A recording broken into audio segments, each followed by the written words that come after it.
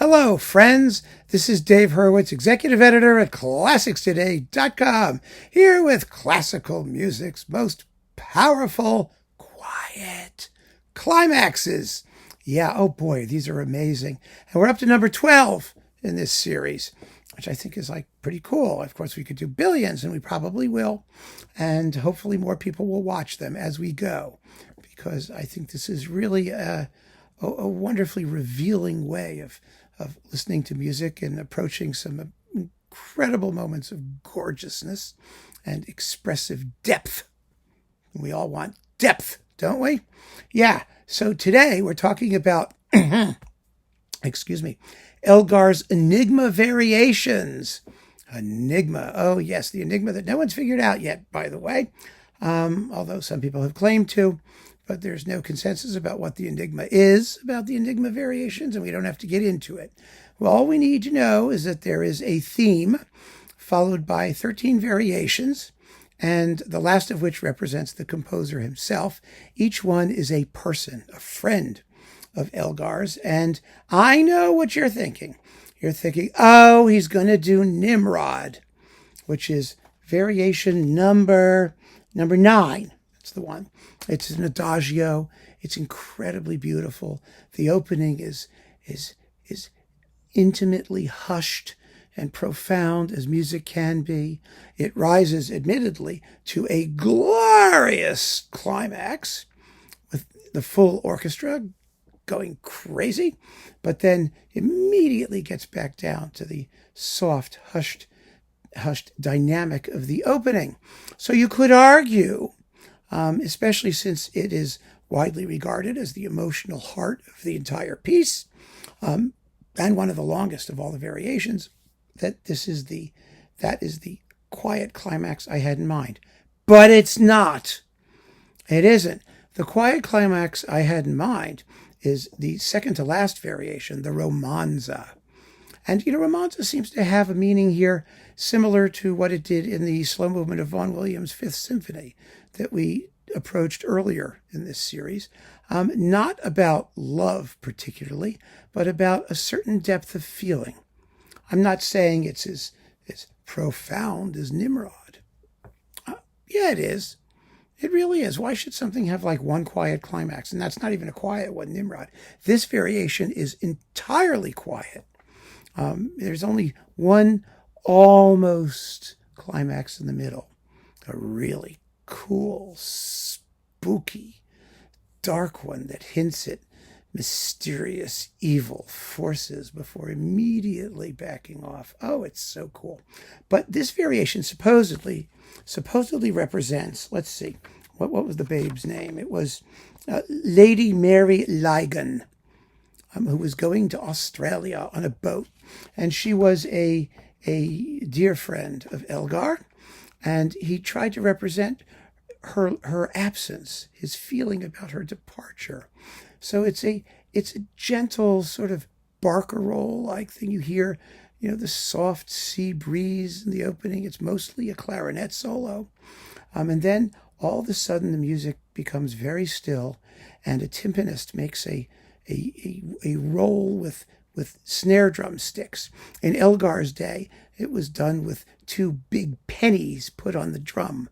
So you got this sort of purring, whirling sound, which is the engines of the boat heard, down in the depths in the distance. So as that happens, the clarinet plays a little quotation, which Elgar places in quotation marks, from Mendelssohn's overture, Becalmed Sea and Prosperous Voyage. And you hear it a few times. And it's a marvelously poetic effect at the very, very softest dynamic level. That wonderful roll on the timpani, the clarinet quotation.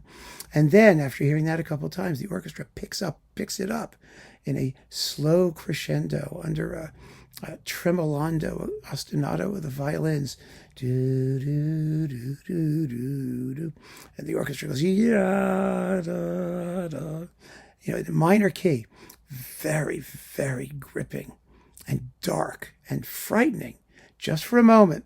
Then it backs off, and we have a beginning of the opening of the variation again with the clarinet, and it ends with the sound of the boat's engines fading in the distance. Ooh. I mean, if that's not an emotional climax, a quiet emotional climax, I have no idea what is. So let's listen to it with the Bournemouth Symphony Orchestra under George Hurst on Naxos, and you'll hear exactly what I'm talking about. This is hot stuff.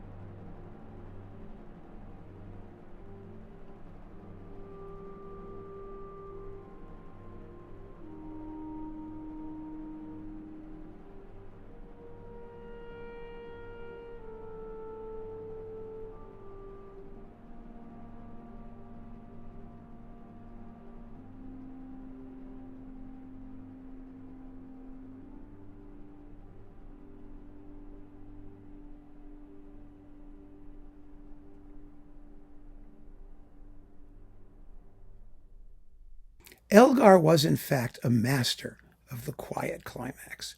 He was, because for all the Edwardian bombast, and of course his most sublime work ever, which is the March of the Mughal Emperors, which is incredibly noisy, from the Crown of India suite, and the imperialist stuff that he was doing, his greatest gift was the ability to withdraw into moments of incredible intimacy and introspection.